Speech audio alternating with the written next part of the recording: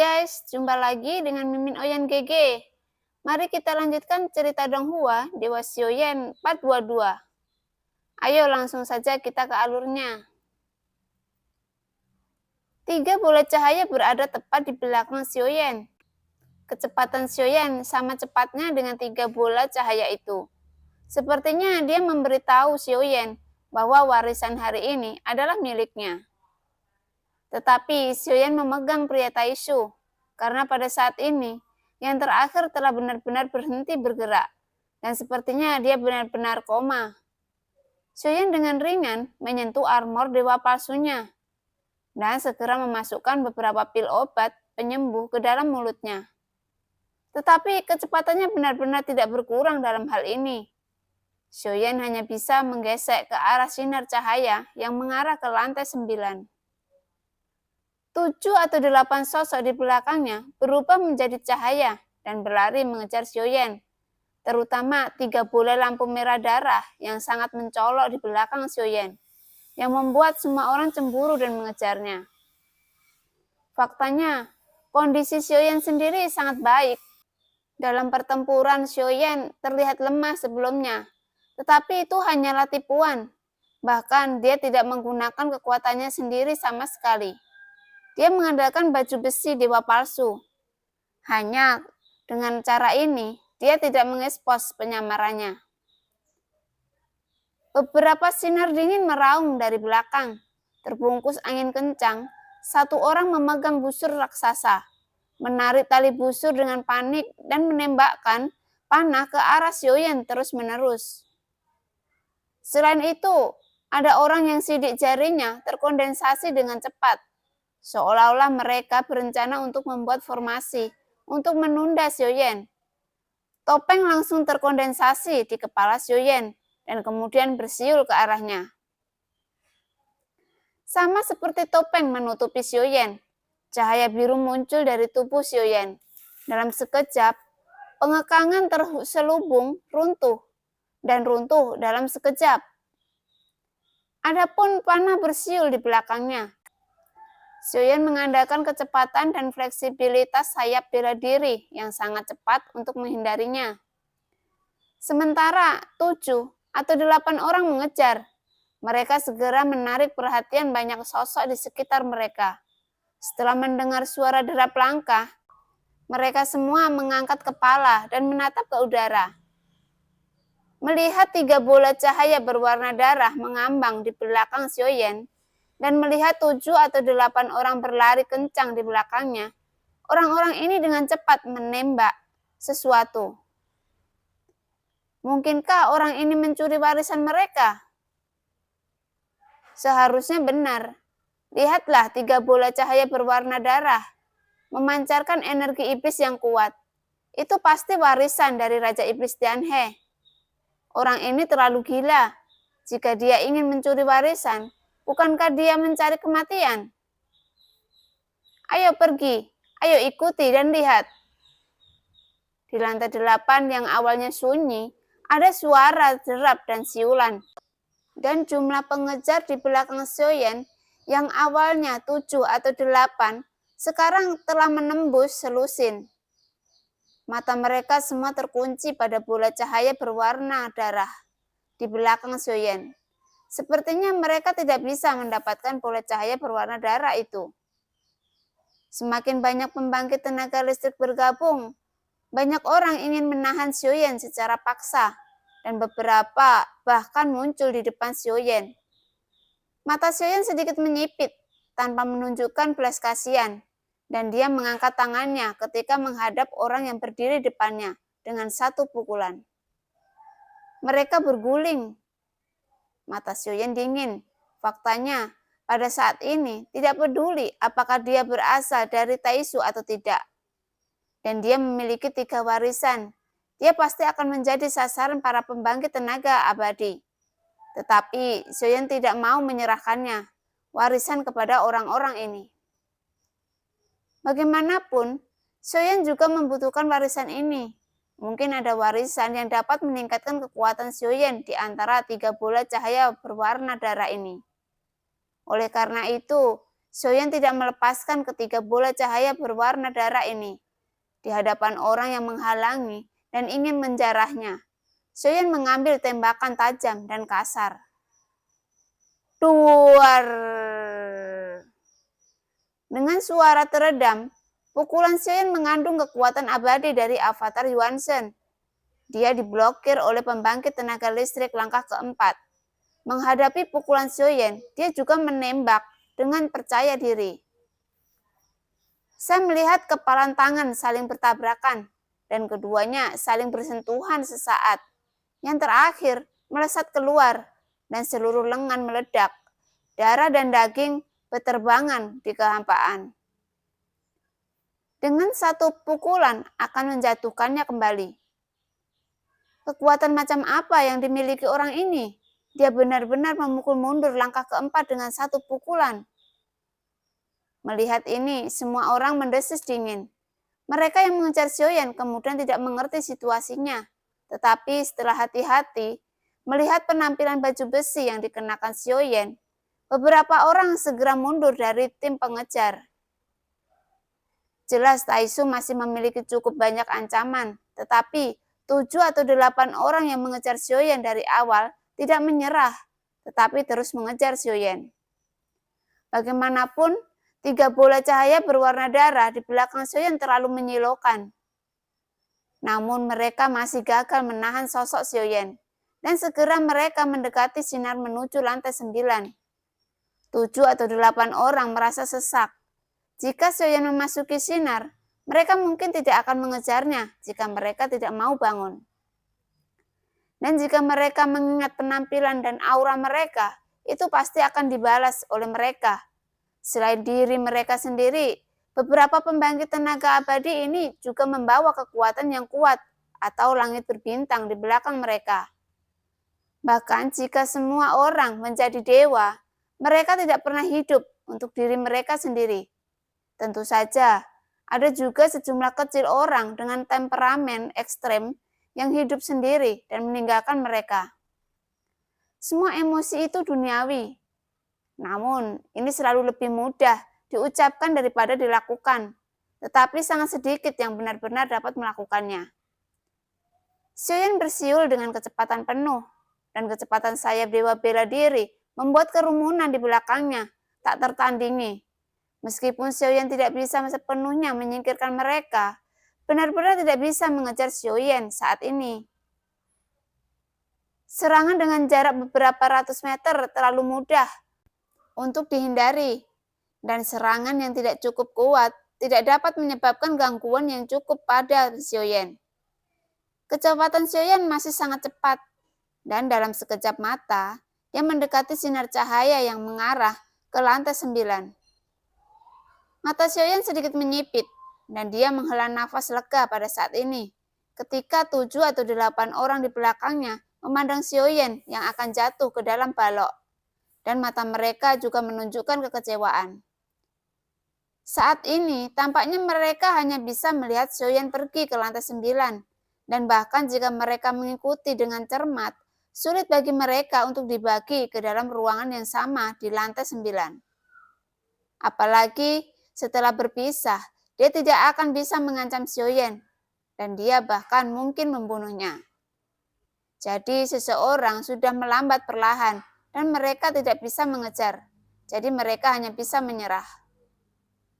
Sosok Xiaoyan jatuh ke dalam sorotan cahaya. Dia berbalik perlahan, dan melihat senyum di wajah 7 atau 8 orang di ujung yang penuh dengan ejekan. Semuanya, mari kita ambil langkah dulu. Xiaoyan berkata sambil tersenyum. Bahkan saat menunggu sinar untuk membawanya ke lantai 9, cahaya berkumpul di atas kepala Xiaoyan. Xiaoyan menatap semua orang, dan saat ini semua orang juga melihat Xiaoyan. Dari kejauhan, meskipun semua orang sudah menyerah, mata mereka bahkan lebih tidak mau, tetapi mereka tidak berdaya untuk mengambil Xiaoyan. Namun setelah beberapa tarikan nafas, suasana langsung menjadi canggung. Xiaoyan masih melihat orang banyak, dan orang banyak juga melihat Xiaoyan di balok.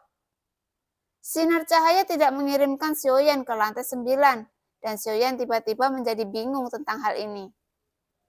Apakah sinar teleportasi gagal? Gumam Xiaoyan. Xiaoyan memarahi dalam hati dan bertanya-tanya, apakah Raja Iblis Tianhe sedang bermain trik?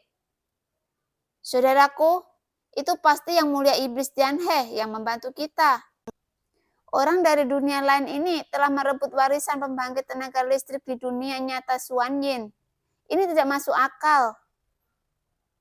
Melihat Xiaoyan yang tidak menghilang, seseorang langsung memarahinya dengan marah. Segera setelah semua orang yakin bahwa semua orang tidak salah, mereka menginjak kehampaan dan berubah menjadi pelangi panjang lagi dan menyapu ke arah Xiaoyan. Sialan, bukankah itu menipu orang? Xiaoyan tidak bisa menahan diri untuk tidak memarahi. Melihat pelangi panjang menukik ke serempak dari ujung yang jauh, Xiaoyan tidak berani tinggal di balok, dan sayap bela diri yang berkumpul di belakangnya menyebar lagi, dan kemudian melarikan diri ke ujung terjauh dengan kecepatan yang sangat cepat. Dengan Xiaoyan berlari dengan kecepatan penuh, masih sulit bagi 7 atau 8 orang ini untuk mengejar Xiaoyan. Tetapi itu bukan cara untuk menghadapi mereka seperti ini. Xiaoyan sedikit mengernyit dan niat membunuh secara bertahap melonjak dalam pikirannya, dan matanya mulai menyipit. Sepertinya aku hanya bisa mengirim kalian semua di jalan. Saya melihat sosok Xiaoyan berputar-putar dan menyapu ke bawah. Menara pembantaian hampir merupakan ruang tersendiri. Jika saya tidak melihat menara ini di luar, akan sulit membayangkan bahwa itu ada di dalam menara. Tatapan Xiaoyan segera menyapu daerah sekitarnya, dan kekuatan jiwa yang kuat dari alam menutupi daerah sekitarnya. Detik berikutnya, sosok Xiaoyan yang tiba-tiba berbelok ke kiri, dan dia jatuh ke dalam kabut abu-abu tebal untuk sementara waktu. Dan 7 atau 8 orang di belakang segera kehilangan pengejaran mereka terhadap Xiaoyan. Dan dalam kabut abu-abu tebal ini ada gelombang aneh. Sial, semuanya hati-hati. Energi iblis di sini sangat aneh. Itu akan menyebabkan halusinasi. Jiwa setidaknya harus mencapai alam suci, jika tidak mudah tersesat di dalamnya. 7 atau 8 orang segera menghentikan pengejaran mereka. Adapun Xiaoyan yang sudah masuk, dia tidak bisa ditemukan lagi. 7 atau 8 orang menggertakkan gigi sedikit, tapi mereka masih lolos oleh Xiaoyan. Apa cara terbaik untuk melakukannya sekarang? Biarkan saja. Semua orang menghela nafas dalam-dalam, merasa sangat enggan di hati mereka. Entah terus mengejar atau semua orang akan bubar di sini, atau terus menunda. Begitu 2 pembangkit tenaga Taisu itu pulih, bahkan jika kita bergabung, kita mungkin tidak bisa bertarung. Omong-omong, semua orang saling memandang dengan cemas. Jelas, mengejar di sini telah membuat mereka tersentak. Kecepatan Xiaoyan terlalu cepat, dan hampir tidak mungkin bagi mereka untuk mengejar. Dan memasuki tempat seperti itu, sangat mungkin untuk membentuk situasi di mana musuh disergap dalam kegelapan dan kita, begitu, mudah dikalahkan satu persatu. Lupakan saja, aku tidak ingin warisan ini lagi. Kalian semua ingin melakukannya? Saat dia mengatakan itu, satu orang melipat tinjunya dan menangkupkan tangannya, dan dia pergi. Setelah satu orang mengusulkan untuk pergi, hati yang lain juga langsung terguncang, dan mereka semua memiliki niat untuk mundur dari tim pengejar. Saya khawatir sudah terlambat untuk pergi sekarang. Saya ingin tahu, apakah semua orang memperhatikan bahwa ada sinar hitam aneh di tubuh? Peradangan tidak dapat dihilangkan dengan cara apapun. Pada saat ini, satu orang tiba-tiba berbicara. Begitu kata-kata itu keluar, mata semua orang memadat. Jelas, mereka semua memiliki nyala api hitam yang aneh di tubuh mereka. Sepertinya setiap orang memiliki api hitam aneh di tubuh mereka. Aku khawatir kita semua telah ditandai oleh orang palsu ini. Jika kita pergi saat ini, yang terakhir pasti akan membalas dendam pada kita satu persatu setelah mereka keluar dari sana. Itu pasti semuanya. Apakah Anda berencana untuk saling bertarung atau masuk ke sini untuk memperjuangkan hidup Anda? Beberapa dari mereka menyarankan bahwa mereka semua dapat pergi sekarang. Tetapi masalahnya adalah bahwa pergi sekarang atau tidak benar-benar pergi karena mereka masih ada di menara pembantaian dan api hitam di tubuh mereka juga berusaha untuk segera mengusir mereka. Tetapi pada akhirnya mereka semua gagal. Mereka semua tidak dapat mengeluarkan api hitam di tubuh mereka. Jadi mereka yang berencana untuk pergi yang pada awalnya juga berhenti dan setelah mendengar apa yang dikatakan semua orang, mereka tidak memilih untuk pergi. Semua orang akan saling menjaga setelah masuk. Selama kamu menstabilkan pikiranmu tepat waktu, itu akan baik-baik saja. Kita harus segera pergi. Jika tidak, setelah memberinya waktu untuk pulih, aku tidak akan punya kesempatan. Semua orang mendengar kata-kata itu dan mengangguk setuju. Mereka semua mengerti keseriusan masalah ini. Meskipun api hitam di tubuh mereka tidak akan membahayakan, keberadaan api hitam membuat mereka menonjol seperti lampu tunggal di malam yang gelap. Orang-orang Taisu sangat pendendam. Jika kita tidak bergabung untuk membasmi mereka, kita pasti akan dibalas oleh mereka. Jadi jangan ragu lagi. Situasi telah berkembang hingga titik ini, dan tidak ada jalan keluar. Belum lagi 3 bola cahaya berwarna darah masih ada di sini. Ini berisi warisan dari Raja Iblis Tianhe. Jadi pada saat ini, kita harus bergabung untuk melawan musuh bersama-sama. Salah satu dari 2 Taisu tampaknya terluka parah, dan yang lainnya juga menghabiskan banyak energi ketika menghancurkan bayangan Raja Iblis Tianhe. Jadi, kesempatan ini tidak boleh dilewatkan. Aku akan masuk bersama dan membunuh 2 orang Taisu ini. Pada saat ini, kekuatan pidatonya bukan yang terkuat, tetapi kata-katanya masuk akal, dan semua orang tidak membantahnya. Menganggukkan kepala dengan serius dan kemudian dengan tegas, berubah menjadi cahaya dan tenggelam ke dalam kabut abu-abu tebal, melanjutkan pencarian Xiaoyan. Di antara energi iblis, Xiaoyan mendapat manfaat dari kekuatan jiwa domain dan tidak terpengaruh oleh energi iblis dalam waktu singkat. Pada saat ini, Xiaoyan menemukan tempat tersembunyi, mengangkat tangannya dan membuang pria Taisu itu. Dengan keras, dia jatuh dengan keras di tanah. Xiaoyan menatap pria Taisu yang jatuh ke tanah dan bahkan terpental. Matanya sedikit menyipit. Jelas Xiaoyan melakukannya dengan sengaja. Dia ingin melihat apakah pria Taisu ini sedang berpura-pura. Untung bukan pura-pura, agak kurang ajar sih mau buang sampah dengan cara yang sama. Xiaoyan tidak memiliki rencana untuk mengurus pria Taisu untuk saat ini. Apakah dia hidup atau mati, hanya bisa bergantung pada keberuntungannya sendiri. 3 bola cahaya berwarna darah di depannya adalah masalah pertama yang harus dia selesaikan. Xiaoyan terus bergerak ke kabut abu-abu, dan setelah menjaga jarak tertentu dari pria Taisu, dia menemukan tempat tersembunyi dan duduk. Meskipun ada seorang kaisar wanita untuk melindungi hukum, Xiaoyan seperti biasa tidak mau bergantung terlalu banyak pada kekuatan kaisar wanita. Kecuali kalau memang saat dia belum bisa menyelesaikannya, tapi yang jelas belum membutuhkannya. Xiaoyan mengatur formasi untuk pertama kalinya. Selain melihat apa 3 bola cahaya berwarna darah itu, jika memungkinkan menyiapkan formasi terlebih dahulu, akan memiliki efek yang tidak terduga.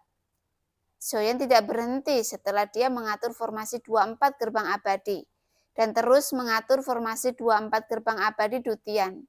Xiaoyan tidak pandai dalam formasi, sehingga setelah Xiaoyan mengatur formasi, dia terjebak dan mata anjing menertawakan. Apa itu juga dianggap formasi? Suara sarkastik mata anjing itu keluar, seolah-olah sudah cukup hak untuk berbicara di atas formasi. Xiaoyan mengabaikan mata anjing itu dan terus mengatur 24 gerbang abadi Dutian.